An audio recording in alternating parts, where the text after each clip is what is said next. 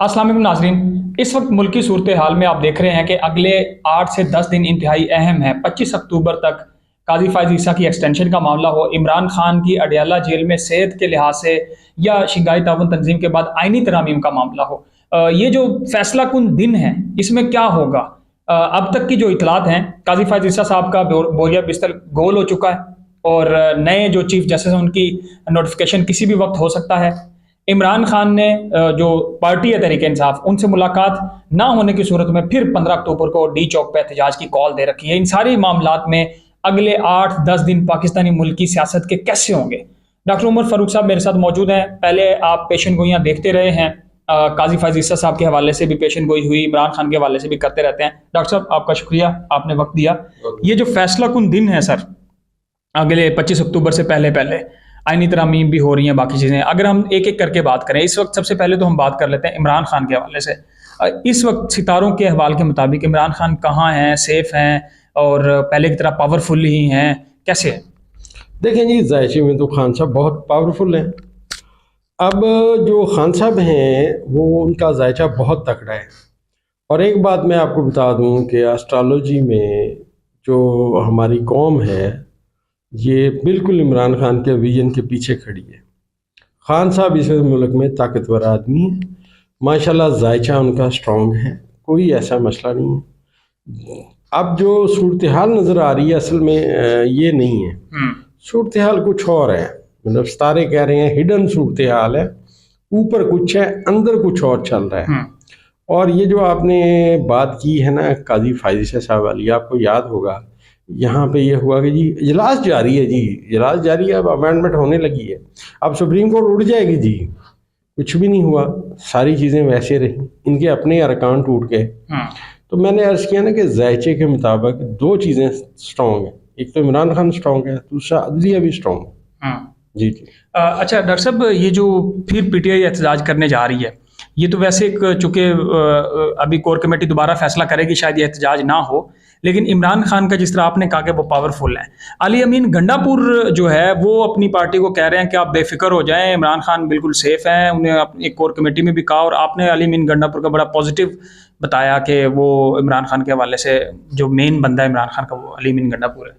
देखें जी, मैंने तो अर्ज़ किया कि मेरे पास सब लोगों के जायचे नहीं, लेकिन अली अमीन गंडापुर साहब का जायचा मेरे पास, वो बहुत स्ट्रॉन्ग आदमी है। वो जिस दिन आए मुझे उसी दिन पता चल गया था बात क्या है। दरअसल क्योंकि बात हिडन है, मैं ऐसे कहूँ कि मुझे मेरा एस्ट्रोलॉजी हर बात बताता है यार, हमें एक अंदाज़ा है। तो हमारा अंदाज़ा ये है कि अली अमीन गंडापुर साहब इस वक्त जो काम वो कर रहे हैं या जो काम उन्होंने किए हैं वो कोई और नहीं कर सकता। दिलेर आदमी है और खान साहब के पीछे खड़े। अच्छा, उस दिन हमने देखा कि अली अमीन गंडापुर ने असम्बली में कहा कि मैं ये अल्लाह के नामों के नीचे कह रहा हूँ, जो इमरान खान से गद्दारी या बेवफाई करे अल्लाह उसके ख़ानदान को गर्क कर दे। क्योंकि पिछले दिनों बड़े एलिगेशन लगे कि उन्होंने इमरान खान की पीठ में छुरा घोंपा, उन्होंने गद्दारी की, ये सब कुछ। देखें सर, बात यह है कि अल्लाह तबारक व तआला बेहतर जानने वाली ज़ात अल्लाह की है। हमारा एक अंदाज़ा है, हम समझते हैं कि वो दिन बड़ा पॉजिटिव कम्युनिकेशन में था। उस दिन के बाद जो स्टार्स नेगेटिव हुए उसमें मौजूदा सदर पाकिस्तान और मौजूदा जो है वज़ीर आज़म, जो सो कॉल्ड वज़ीर आज़म है जिसके पल्ले कुछ भी नहीं है, वो उनके जाने की सिमत में बातें आ रही हैं। मतलब वो अब जाने वाले हैं, मुल्क में एक तब्दीली का अमल जारी है और थोड़ी दिनों में आप उसका असर इंशाल्लाह देखेंगे। जहाँ तक रहेगी काजी फायज़ ईसा वाली बात, देखिए काजी फायज़ ईसा साहब सुप्रीम कोर्ट नहीं। अगर आप जुडिशरी की बात करें तो मैं शुरू दिन से कह रहा था कि अदलिया स्ट्रॉन्ग होगी, अदलिया बड़े फैसले देगी। अब काजी साहब ने जो करना था किया, लेकिन एक्सटेंशन नहीं मिल सकी। मुतनाज़ा फैसले किए, हर जगह पे पीटीआई को रगड़ा नजर आपको आ रहा है। लेकिन अब आपको यकीन आ जाना चाहिए कि जिसका जायचा पैदाइश तकड़ा हो उनके खिलाफ ये भी कोई सुप्रीम कोर्ट का चीफ जस्टिस भी कुछ नहीं कर सका। ये सारी बातें वो हैं जो जायचा पैदाइश के तगड़ा होने की सूरत में इंसान को मिलती हैं। तो खान साहब का क्योंकि जायचा पैदाइश स्ट्रॉन्ग है बाई बर्थ, उनको बड़ी सारी ताकतें हासिल हैं, तो इंशाल्लाह आने वाला वक्त खान साहब का है और वो बड़ी इंशाल्लाह जल्दी आएंगे।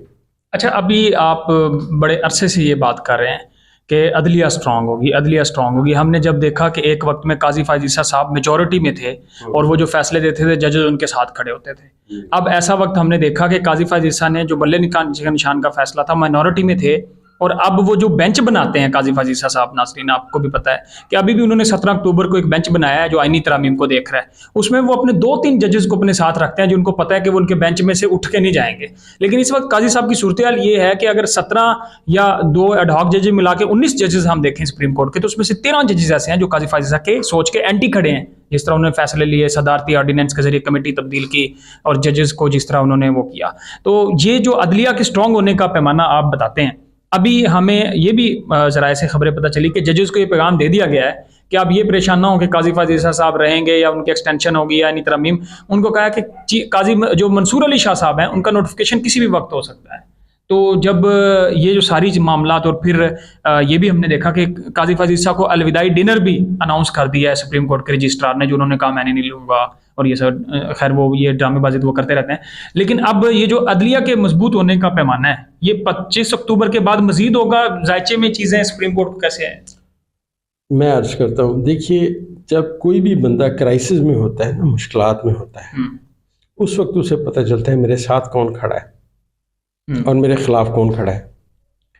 अब यहाँ जायचे में मैंने अर्ज किया था ना कि आज़ाद जजेस जो इसको कानून को समझते हैं, जो आइन के मुताबिक फैसला करते हैं, वो तकड़े हैं। जायचा कह रहा है क्योंकि सूरज अपनी तमाम तर ताकत मुश्तरी को दे रहा है। और ये जो मैंने वीडियो लगाई थी कि आने वाले, मैंने कहा था 4 से 5 दिन में या 6 दिन में हद चीफ जस्टिस का नोटिफिकेशन आ जाएगा। तो जब मैं आपको एक बात कहूँ, अदनान साहब माशाल्लाह मेरा चैनल दुनिया देखती है, लोग मुझे डायरेक्ट मैसेज करते हैं कि जी बताएं जी क्या होगा। मैं इतने सवालों के जवाब नहीं दे सकता, लिहाजा मैं अपने वीडियो के ज़रिए ये बातें करता हूँ। अब ये जो समझते थे कि जी हम इसको कैप्चर कर लेंगे और मंडी लगेगी, जैसे पहले हमने सिंध हाउस में बैठ के मंडी लगाई, मैंने कहा कि एक लॉलीपॉप आएगा और 2 लोगों को मिलेगा, एक नवाज शरीफ को और एक बिलावल भुट्टो जरदारी को, और वो सारी सितारे ये बात बयान कर रहे थे, इनके हाथ में कुछ नहीं है ना। अब वो सारी बातें चली गई। अब ये भी उन पे नहीं, इनके अपने जो सही सियासतदान है वो भी इनके खिलाफ खड़े हैं। बाकी जो हैं वो फार्म 47 की पैदावार हैं। और मेरे ख्याल में पहले भी मैंने कहा था कि एक आज़ाद जज के पास जब फैसला जाएगा तो ये सारे उड़ जाएंगे, और अब उड़ने का इनका वक्त आ गया है। क्योंकि जो ही मैं समझता हूँ कि आज़ाद अदलिया के जज आके बैठेंगे तो माजी के जो फैसले हैं वो काला दम करार दे देंगे, और फिर एक नई सिमत में बातें जाएंगी जो हमारे पूरे स्टार्स बयान कर रहे हैं। इस वक्त इस महीने में अक्टूबर में चांद से लेके प्लूटो तक तमाम सितारे आपस में पॉजिटिव कम्युनिकेशन की, 2 सितारे नेगेटिव भी हुए, वो भी हमने बयान किए। तो इंशाल्लाह आने वाला वक्त जो है वो अदलिया को मज़ीद स्ट्रॉन्ग कर रहा है, और अदलिया बहुत अच्छे इंशाल्लाह फैसले करेगी जिससे मुल्क अपनी सही सिमत में गामज़न होगा। अभी आपने कहा कि 63A का जो फैसला था उससे हुकूमत सोच रही थी कि मंडियाँ लगेंगी और ये सब कुछ। उसके बाद हमने देखा कि जब 63A का फैसला आया कि 3-4 लोग ऐसे जिनके घर गिरा दिए, फार्म हाउस गिरा दिए, वो चाहे चुप के बैठे हैं। हमें ये मालूम हुआ था कि जब आईनी तरामीम हुकूमत पहले पेश कर रही थी तो उनके पास 5 लोग उन्होंने तोड़ लिए थे, लेकिन अब हमें लगा है जो इन्फॉर्मेशन है खबरों की बेस पे, जायचे को तो ज़ाहिर आप सितारों का हवाल बताते हैं, जो खबरें हैं शहर इक़्तिदार इस्लामाबाद की, वो ये हैं कि वो जो 5 लोग थे वो भी हुकूमत को गोली करा गए।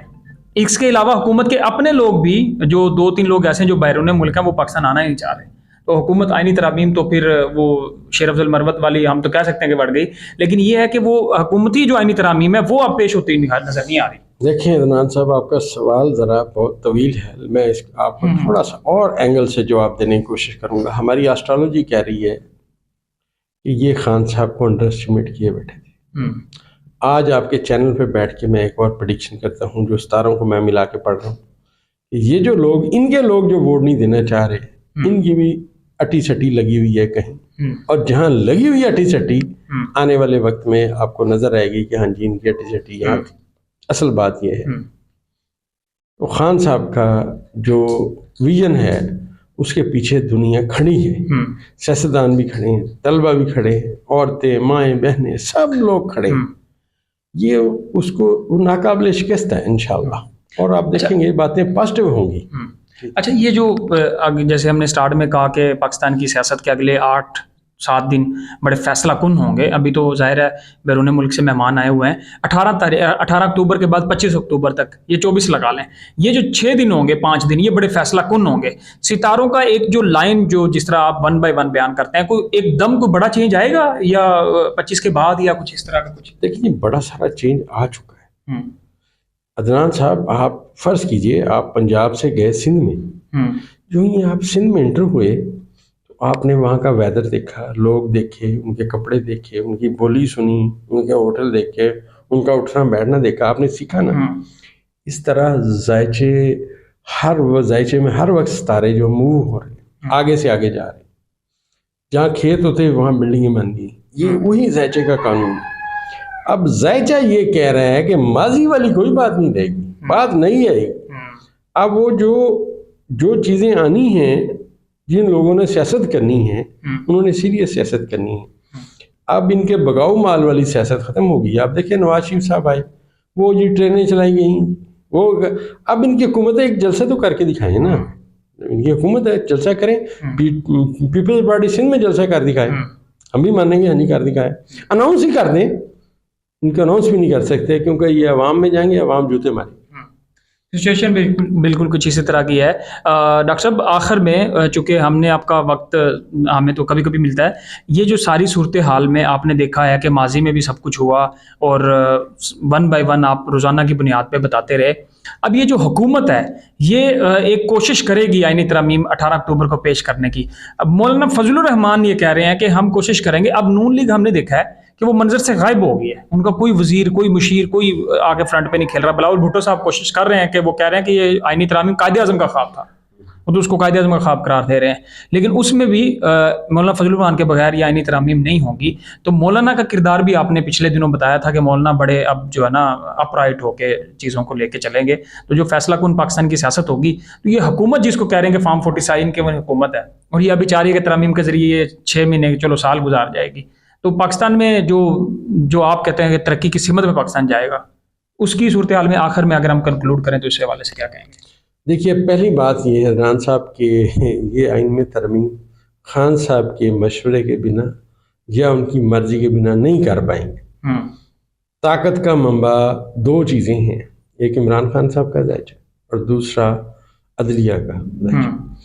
अब ये कैसे मुमकिन है ताकतवर चीज़ एक हो और उसके खिलाफ बात आ जाए? तो ये लगता नहीं है इनसे कभी भी आइनी तरमीम होगी। अगर आइन में कोई तरमीम होगी तो मेरी एस्ट्रोलॉजी मुझे जो सबक दे रही है वो ये है कि इमरान खान की मर्जी के बगैर नहीं होगी। यानी मैंने आपका वीलॉग सुना था जिसमें आप कह रहे थे कि पिंड का चौधरी हो और फैसले कोई और करे, ऐसे नहीं हो सकता। ऐसे नहीं हो सकता, ऐसे हो नहीं सकता। यानी अवाम का जो वो पीटीआई वाले कहते हैं ना कि जो अडयाला में बैठा है असल लीडर वो है, तो उसके यानी अवाम की, पाकिस्तान की जमहूरी एक ये तो राय है ना, हमारा आइन ये कहता है जिसके पास अवामी मैंडेट है वही लीडर है। देखिए अदनान साहब, जब इन्होंने बड़े एक टेक्निकल तरीके से अवाम के सामने फौज ला के खड़ी कर दी, तो मैंने उस वक्त फ़ौरन वीडियो लगाई।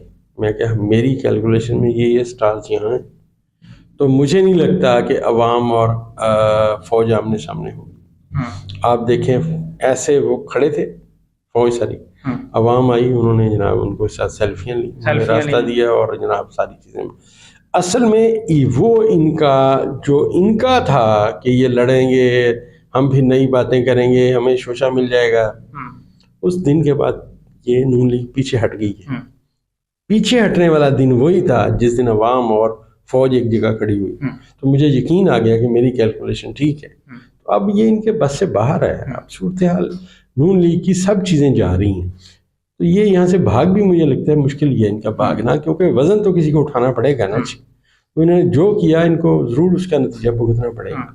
और हमने देखा कि जो कौम है, जो अवाम है, वो अभी भी अपने इदारों से, पाक फौज से मोहब्बत करती है। उस दिन हमने देखा लोग फूल दे रहे थे, सेल्फियाँ बना रहे थे और बड़ा खूबसूरत एक वो मंजर था कि, और इसी तरह जो कहा जा रहा था कि ये कोई टकराव हो जाएगा, ऐसा कुछ भी नहीं हुआ, बल्कि यही एक रियलिटी है कि पाकिस्तान में सियासी जमातें जो भी करती हैं, लेकिन जो अवाम है वो हमेशा अपने इदारों के साथ, अपनी फ़ौज के साथ खड़ी होती है और उनकी ताकत का सरचश्मा भी होती है और वो उनसे प्यार भी करते हैं। डॉक्टर साहब, आपका शुक्रिया, आज आपने आपने हमें खुसूसी टाइम दिया। नाज़रीन, ये जो खुसूसी 3-4 चीज़ें थी, इस वाले से हमने आपसे डिस्कस किया है। अभी तकरीबन अगले 1-2 दिन में कोई मुल्की सियासत में बड़ा कोई टर्न नहीं आएगा, लेकिन 17 अक्टूबर के बाद मुल्की सियासत में नई चीज़ें आपको रोज़ाना की बुनियाद पर देखने को मिलेंगी। जो भी डेवलपमेंट्स होंगी अब के बाद वो आपके सामने रखेंगे। अभी तक के लिए इतना ही। अपना ख्याल रखें। अल्लाह हाफ़िज़।